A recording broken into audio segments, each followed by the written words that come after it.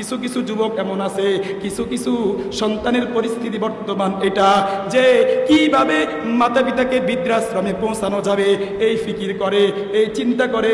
বইয়ের কথা শুনতে শুনতে শুনতে শুনতে যুবকের মাথা ঠিক থাকে না, যুবক পাগল পারা হইয়া যায়।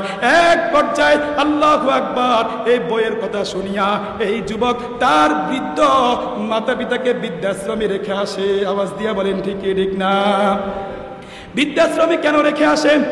দ্বীনের বুঝ না থাকার কারণে, দ্বীনের জ্ঞান না থাকার কারণে, মাতা পিতার প্রতি সন্তানের কি হক রয়েছে সন্তান না জানার কারণে, মাতা পিতাকে ইসলাম কেমন মর্যাদা দিয়েছে, কেমন অধিকার দিয়েছে, এটা সন্তান না জানার কারণে, দ্বীনের বুঝ না থাকার কারণে তাকে বৃদ্ধাশ্রমে রেখে আসে। মুহতারাম হাজরিন, আল্লাহ রাব্বুল আলামিন বলেন, নিজের ইবাদতের কথা আগে বলছেন, এরপরে আল্লাহ পাক রব্বুল আলামিন বলেন ওয়াবিল ওয়ালিদাইনি ইহসানা, তোমাদেরকে মাতা পিতার সাথে ভালো ব্যবহার করতে হবে, মাতা পিতার সাথে সৎ আচরণ করতে হবে। ওয়াবিল ওয়ালিদাইনি ইহসানা ইম্মা ইয়াবলুগান্না ইনদাকাল কিবারা আহাদুহুমা আও কিলাহুমা ফালা তাকুল লাহুমা উফফিন ওয়ালা তানহারহুমা ওয়া কুল লাহুমা কাওলান কারীমা। রব্বুল আলামিন বলেন, আমার ইবাদত করতে হবে, আমার ইবাদত করার পরে আমি তোমাদের উপর হুকুম জারি করে দিলাম, আমার নির্দেশ, মাতা পিতার কি করতে হবে? মাতা পিতার সাথে সৎ ব্যবহার করতে হবে, ভালো আচরণ করতে হবে। ইম্মা ইয়াবলুগান্না ইনদাকাল কিবারা আহাদুহুমা, তোমার জীবদ্দশায় তাদের উভয়ে যদি কি থাকে, জীবিত থাকে, উভয় যদি বয়োবৃদ্ধ হয়ে যায়, অথবা কোনো একজন যদি বয়োবৃদ্ধ হয়ে যায়, তাহলে কি করতে হবে? ফালা তাকুল লাহুমা উফফিন, উফ শব্দ ব্যবহার করা যাবে না।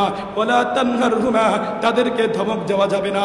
ওয়া কুল লাহুমা কাওলান কারীমা, যখনই তোমরা তাদের সাথে কথা বলবে অত্যন্ত নরম ভাষায় কথা বলবে, অত্যন্ত কোমল ভাষায় কথা বলবে, হৃদয় ভাঙ্গা মন নিয়ে তাদের সামনে কথা বলবে।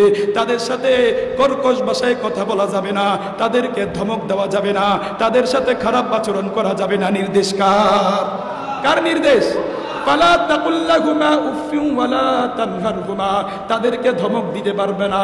যখনই কথা বলবে নরম ভাষায় কথা বলবে, কর্কশ ভাষায় কথা বলা যাবে না। কিন্তু আমরা মাতা পিতার সাথে কর্কশ ভাষায় কথা বলি কি বলি না?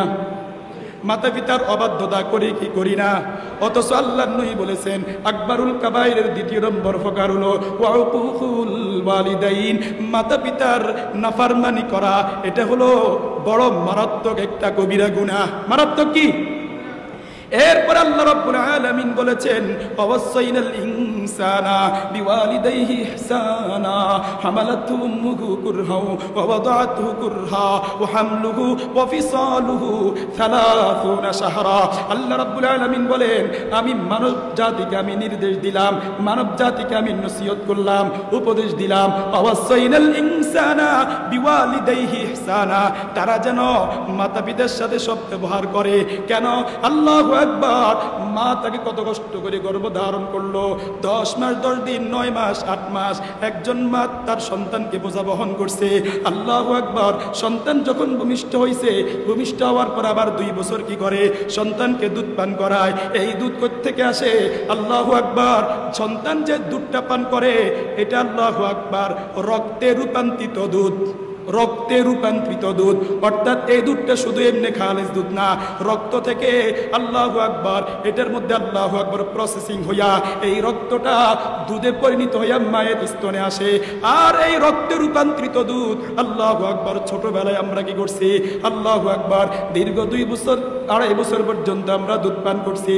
কিন্তু মুহতারাম হাজিরিন, যখন আমরা উপনীত বয়সকে আমরা পৌঁছাইলাম, যখন আমাদের বয়স 14 বছর হয়ে গেল, 15 বছর হয়ে গেল, 20 বছর হয়ে গেল, যখন আমরা বিবাহ শাদী করলাম, এখন আমরা নতুন জীবনে পদার্পণ করলাম, তখন আল্লাহু আকবার মাতা পিতা আল্লাহু আকবার ছোটবেলায় যে কষ্ট করেছে আমরা তাদের কষ্টের কথা ভুলে যাই। মাতা পিতা আমাদের উপর যে ইহসান করেছে এই ইহসানের কথা আমরা ভুলে যাই। আমরা আল্লাহু আকবার মাতা পিতার সাথে খারাপ আচরণ করে, মাতা পিতার সাথে এরকম ভাবে কর্কশ ভাষায় কথা বলি কি বলি না? কিন্তু মুহতারাম হাজিরিন, একটু চিন্তা করিয়া দেখেন, আল্লাহু আকবার। এই মাতা পিতা যখন আমি ছোট ছিলাম, যখন আমি আল্লাহু আকবার দুধের বাচ্চা ছিলাম, এই মাতা পিতা কত কষ্ট করেছে। শীতকালীন সময় আল্লাহু আকবার তারা ঠান্ডার মধ্যে ঘুমাইছেন, তারা আল্লাহু আকবার ঠান্ডার মধ্যে ঘুমাইয়া আমাকে আপনাকে আল্লাহু আকবার গরম বিছানার মধ্যে রাখছে। বারবার আমরা যখন প্রস্রাব করে দিতাম এগুলা পাল্টাইতো, ঘুমের কোনো খবর ছিল না। সারা রাত মা নির্ঘুম থাকতো। আল্লাহু আকবার। সকালবেলাও মার ঘুমানোর কোনো সুযোগ থাকে না। পিতা যদিও নাকি সকালবেলা ঘুমানোর একটা সুযোগ পায়, কিন্তু মা ঘুমানোর কোনো সুযোগ পায় না। রাত্রিবেলা আল্লাহু আকবার জাগরণ দেখতে হয়, সন্তান কান্নাকাটি করে। আবার দিনের বেলাও মার ঘুমানোর কোনো সুযোগ থাকে না, বিশ্রাম করার কোনো সুযোগ থাকে না। কিন্তু মুহতারাম হাজিরিন, একদিক থেকে মা দিন রাত কষ্ট করে, আর দিক থেকে আল্লাহু আকবার বাবাও তো কষ্ট করে। বাবা আল্লাহু আকবার, সবাই তো আর অফিসার না, সবাই তো আর ভালো মানের চাকরি বাকরি করে না। অনেক বাবা তো আছে দিনমজুর, অনেক বাবা তো আছে রিক্সা চালক, অনেক বাবা তো আছে সিএনজি চালক। আল্লাহু আকবার। কত বাবা মানুষের অধীনে চাকরি করে, মেল ফ্যাক্টরি চাকরি করে। এই মেল ফ্যাক্টরির মধ্যে যখন চাকরি করে দেখা যায় মালিক একটা চটকোনা লাগাইয়া দেয়, কাজের বেশ কম হলে মালিক তাকে ধাক্কা দেয়, অফিসার তাকে ধাক্কা দেয়, অফিসার তাকে বকাঝকা করে। অনেক রিক্সা চালক আছে আল্লাহু আকবার, যখন বাহক যদি ভালো না হয় দেখা যায় রিক্সা চালকের সাথে খারাপ ব্যবহার করে, একটা থাপ্পড় মারে। এই থাপ্পড় খাইয়া বকাঝকা শুনিয়া আল্লাহু আকবার 500 টাকা 1000 টাকা রুজি করছে, এগুলা আল্লাহু আকবার জমাইয়া এগুলা সন্তানের পিছনে ব্যয় করছে, পরিবারের পিছনে ব্যয় করছে। আল্লাহু আকবার। যখন ঈদের মৌসুম আসতো তখনও দেখা যায় আল্লাহু আকবার পিতা মাতার অবস্থা ডাকে। একজন পিতা আল্লাহু আকবার কিন্তু কিছু জমানো টাকা আল্লাহু আকবার এগুলা সন্তান সন্ততির জন্য ভালো মানের কাপড় চোপড় খরিদ করে, ভালো মানের জুতা খরিদ করে, কিন্তু বাবা তার জন্য ভালো মানের জুতা পরিধান করে না, ভালো মানের একটা কাপড় খরিদ করে না। কেন?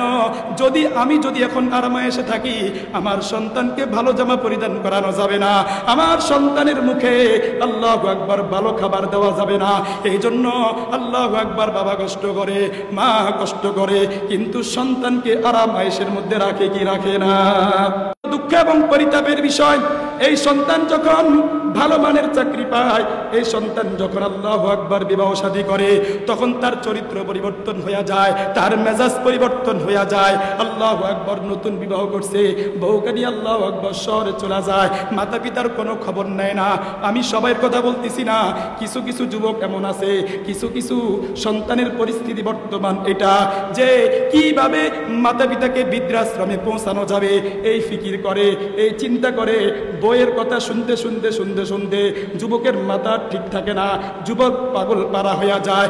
এক পর্যায়ে আল্লাহু আকবার এই বইয়ের কথা শুনিয়া এই যুবক তার বৃদ্ধ মাতা পিতাকে বৃদ্ধাশ্রমে রেখে আসে। আওয়াজ দিয়া বলেন ঠিক কি ঠিক না?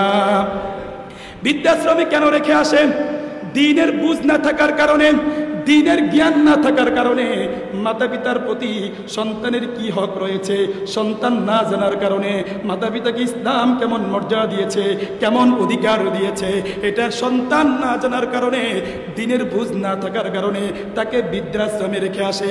মুহতারাম হাজিরিন, আমরা তো অনেকে এখন অনলাইন ভিত্তিক থাকি, দেখা যায় বৃদ্ধাশ্রমের কাহিনীগুলো যখন আমরা দেখি, বৃদ্ধাশ্রমের ভিডিওগুলো যদি কোনো সন্তান দেখে, তার চোখের পানি চেয়ার রাখতে পারবে না, যার যার করে কানতে তাকে বাধ্য হবে।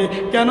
এক সন্তানগুলোকে এত কষ্ট করে লালন পালন করছে, কারো 4টা সন্তান, আল্লাহু আকবার, ডাক্তার আছে, ইঞ্জিনিয়ার আছে, প্রবাসে আছে, কিন্তু মুহতারাম হাজিরিন মাতা পিতার খোঁজ খবর নেয় না, বৃদ্ধাশ্রমে রেখে আসতে, তাদেরকে যাযাবর জীবন তাদের জন্য ব্যবস্থা রাখছে। আর সন্তান এখন বড় হয়েছে, টাকা পয়সা হয়েছে, 6টা আল্লাহু আকবার সন্তান, আল্লাহু আকবার, ঢাকার গুলশানে সেই ফ্ল্যাট নিয়ে থাকে, চট্টগ্রামে ভালো মানের ফ্ল্যাট নিয়ে এসে থাকে, কিন্তু ওই ভালো জায়গার মধ্যে মাতা পিতার জায়গা হয় না। আওয়াজ দিয়া কোন ঠিক কি ঠিক না? ওই ভালো ফ্ল্যাটের মধ্যে মাতা পিতার জায়গা হয় না। আরো করুণ কাহিনী আছে মুহতারাম হাজিরিন, কিছু কিছু যুবক তো এখন এমন দেখা যায় বইয়ের জন্য আল্লাহু আকবার ভিআইপি ভাবে কি আনে, আলাদা ফল ফ্রুট আনে। এই ফল ফ্রুটের মালিক আগে বউকে বানায়, বউকে বানানোর পরে বউ এবার বাগ গরিব মাকে দেয়। কিন্তু সন্তানের উচিত তো ছিল এই ফল ফ্রুট আগে কাকে দিবে? আগে মাকে দিবে, মা এটা ভাগ কইরা দিবে, কিন্তু জগৎ উল্টা গেছে, জগতের পরিস্থিতি ভিন্ন হয়ে গেছে। আল্লাহু আকবার, সন্তান বইয়ের মুখে আল্লাহু আকবার ভালো মানের খাবার উঠাই দিতেছে, এটা দোষের কথা নয়, এটাও একটা আদর্শ, স্বামী স্ত্রী মোহাব্বত এটাও দরকার আছে, কিন্তু মাতা পিতার হককে মাইনাস করে বইয়ের প্রতি এত সন্তুষ্ট থাকার কোনো কারণ নাই। সন্তুষ্ট কাকে দেখতে হবে? আগে মাতা পিতাকে কি করতে হবে? সন্তুষ্ট করতে হবেন। আল্লাহর নবী বিশ্ব নবী জনাবে রাসূলুল্লাহ সাল্লাল্লাহু আলাইহি ওয়াসাল্লাম বলেছেন, রিদার রাব্বি ফি রিদাল ওয়ালিদি ওয়া সাখাতুর রাব্বি ফি সাখাতিল ওয়ালিদ। আল্লাহর নবী বিশ্ব নবী জনাবে রাসূলুল্লাহ সাল্লাল্লাহু আলাইহি ওয়াসাল্লাম বলেছেন, মাতা পিতার সন্তুষ্টির মধ্যে আল্লাহ পাকের সন্তুষ্টি আছে, মাতা পিতার নাফরমানির মধ্যে, মাতা পিতার অবাধ্যতার মধ্যে আল্লাহ পাকের অবাধ্যতা আছে, আল্লাহ পাকের অসন্তুষ্টি আছে। তাহলে মাতা পিতাকে খুশি করলে খুশি হয় কে? আরো জোরে বলেন, মাতা পিতাকে খুশি করলে খুশি হয় কে? আর মাতা পিতাকে নারাজ করলে নারাজ হয় কে? তাহলে খুশি করতে হবে কাকে? মাতা পিতাকে খুশি করা লাগবে কি লাগবে না? আরো হাদিসের ভিতরে আল্লাহর নবী বলেছেন, হুমা নারুকা হুমা জান্নাতুকা ওয়া নারুকা, এই মাতা পিতা তোমাদের জন্য জান্নাত আর মাতা পিতা তোমাদের জন্য জাহান্নাম। অর্থাৎ মাতা পিতাকে যদি তুমি সন্তুষ্ট করো তাহলে তুমি জান্নাত পাইবা, আর মাতা পিতাকে যদি অসন্তুষ্ট করো তাহলে তোমাকে জাহান্নামের শাস্তি ভোগ করতে হবে। জাহান্নামের শাস্তি কি করতে হবে? ভোগ করতে হবে। আল্লাহু আকবার। হযরত আবু হুরায়রা রাদিয়াল্লাহু তাআলা আনহু থেকে বর্ণিত, তিনি বলেন, কাইলা ইয়া রাসূলুল্লাহ, আল্লাহর নবী সাল্লাল্লাহু আলাইহি ওয়াসাল্লামকে বলা হলো, ইয়া রাসূলুল্লাহ, ওগো আল্লাহর নবী, মান আবারু, কার সাথে উত্তম ব্যবহার করব, অর্থাৎ কার সাথে আমি সবচেয়ে উত্তম ব্যবহার করব? আল্লাহর নবী সাল্লাল্লাহু আলাইহি ওয়াসাল্লাম বলছেন, ক্বালা উম্মুক, তোমার মায়ের সাথে তুমি উত্তম ব্যবহার করো। এরপরে হযরত আবু হুরায়রা আবার জিজ্ঞেস করলেন, সুম্মা মান, তারপরে কার সাথে করব? আর আল্লাহর রাসূল বললেন, তোমার মায়ের সাথে উত্তম ব্যবহার করবে। তিনবার আল্লাহু আকবার, আল্লাহর রাসূল বললেন, তোমার মায়ের সাথে উত্তম ব্যবহার করো। চতুর্থবার বলছেন, ক্বালা আবাকা, তোমার পিতার সাথে উত্তম ব্যবহার করো। তাহলে মাতা পিতারকে সম্মান করতে হবে কি হবে না? আওয়াজ দিয়ে বলেন, মাতা পিতার ইজ্জত করতে হবে, মাতা পিতাকে সম্মান করতে হবে। আজকে তো আমরা মনে করি শুধু আল্লাহু আকবার, যতদিন পর্যন্ত মাতা পিতা জীবিত থাকবে ততদিন পর্যন্ত মাতা পিতার হক আছে, মারা গেলে মনে হয় সন্তানের প্রতি মাতা পিতার কোনো হক নাই। আল্লাহু আকবার। মাতা পিতা জীবিত থাকলেও সন্তানের উপর হক আছে, আবার মৃত্যুবরণ করলেও সন্তানের উপর হক আছে। হক আছে না নাই? মৃত্যুর আগে 7টি হক। মৃত্যুর আগে কয়টি হক? মাতা পিতা যখন জীবিত আছে, মাতা পিতার জীবিত অবস্থায় সন্তানের উপর হক কয়টি? 7টি। 1 নম্বর হক, মাতা পিতাকে সম্মান করতে হবে, সর্বোচ্চ মর্যাদা, সর্বোচ্চ সম্মান মাতা পিতাকে করতে হবে। 2 নম্বর, আন্তরিকভাবে তাদেরকে ভালোবাসতে হবে, তাদেরকে একদম শ্রদ্ধার সাথে ভালোবাসতে হবে। 3 নম্বর, তাদের আনুগত্য করতে হবে। কি করতে হবে? তাদের আনুগত্য করতে হবে। তারা যদি এমন কথা বলে, তারা যদি এমন কোনো বিষয়ের নির্দেশ দেয় যে এই বিষয়টা শরীয়ত বিরোধী নয়, তাহলে তাদের হুকুম পালন করতে হবে। 4 নম্বর, যথাসম্ভব তাদের খেদমত করতে হবে, তাদের জন্য ভালো মানের খাবার দাবারের ব্যবস্থা করতে হবে। আল্লাহু আকবার। 5 নম্বর, অভাব মোচনের চেষ্টা করতে হবে। 6 নম্বর, তাদেরকে ভালো জায়গায় রাখার জন্য চেষ্টা করতে হবে, ভালো অবস্থানে রাখার জন্য চেষ্টা করতে হবে। 7 নম্বর, আপনি যদি দূরে থাকেন মাঝে মাঝে তাদের সাথে সাক্ষাৎ করার জন্য আসতে হবে। এই 7টি হলো জীবিত অবস্থায়। আর মাতা পিতা যখন দুনিয়া থেকে বিদায় নিয়ে চলে যাবে তখনও 7টি হক আছে। 1 নম্বর হক হলো তাদের মাগফিরাতের দোয়া করতে হবে, তাদের জন্য সবসময় দোয়া করতে হবে, আল্লাহ পাক রব্বুল আলামিন যেন মাতা পিতাকে ক্ষমা করে দেন, সব সময় তাদের জন্য দোয়া করতে হবে। আল্লাহ রব্বুল আলামিন দোয়াটাও তো শিখিয়ে দিছে, ওয়াকুর রব্বিরহামহুমা কামা রব্বায়ানি সগীরা। সকলে পড়েন, ওয়াকুর রব্বিরহামহুমা কামা রব্বায়ানি সগীরা। 2 নম্বর হক হইল আল্লাহু আকবার, ভালো কাজ কইরা তাদের সওয়াব পৌঁছাইতে হবে, সওয়াব রেসানি করতে হবে। 3 নম্বর, আল্লাহু আকবার, এখন তো আর মাতা পিতা নাই, কিন্তু মাতা পিতার বন্ধু বান্ধব আছে না নাই? মাতা পিতার বন্ধু মহল আছেন, মাতা পিতার নিকটতম ব্যক্তিবর্গ আছে, তাদেরকে সম্মান করতে হবে। তাদের কি করতে হবে? সম্মান করতে হবে। 4 নম্বর, আল্লাহু আকবার, মাতা পিতার বন্ধু মহলের মধ্যে যারা গরিব, যারা অসহায়, তাদের খোঁজ খবর রাখতে হবে, তাদেরকে সাহায্য সহযোগিতা করতে হবে। 5 নম্বর, মাতা পিতার যদি কোনো আমানত থাকে, মাতা পিতার যদি কোনো ঋণ থাকে, এই ঋণগুলোকে পরিশোধ করতে হবে। 6 নম্বর, মাতা পিতা শরীয়ত সম্মত যে সমস্ত ওসিয়তগুলা করে গেছে, এই সমস্ত ওসিয়তগুলা পালন করতে হবে। নাম্বার 7, মাঝে মাঝে আল্লাহু আকবার তাদের কবরে জিয়ারত করতে হবে। কি করতে হবে? মাঝে মাঝে তাদের কবরে জিয়ারত করতে হবে। তাহলে বোঝা গেল মাতা পিতা জীবিত থাকলেও তাদের উপর হক আছে। মাতা পিতা যখন দুনিয়া থেকে বিদায় নেয় তখনও তাদের উপর হক আছে না নাই? জীবিত অবস্থায় 7টি হক, আবার মৃত্যুবরণ করলো কয়টি হক? 7টি হক। কয়টি? 7টি হক। মুহতারাম হাজিরিন, এজন্য মাতা পিতার নাফরমানি করা যাবে না, মাতা পিতার অবাধ্যতা করা যাবে না।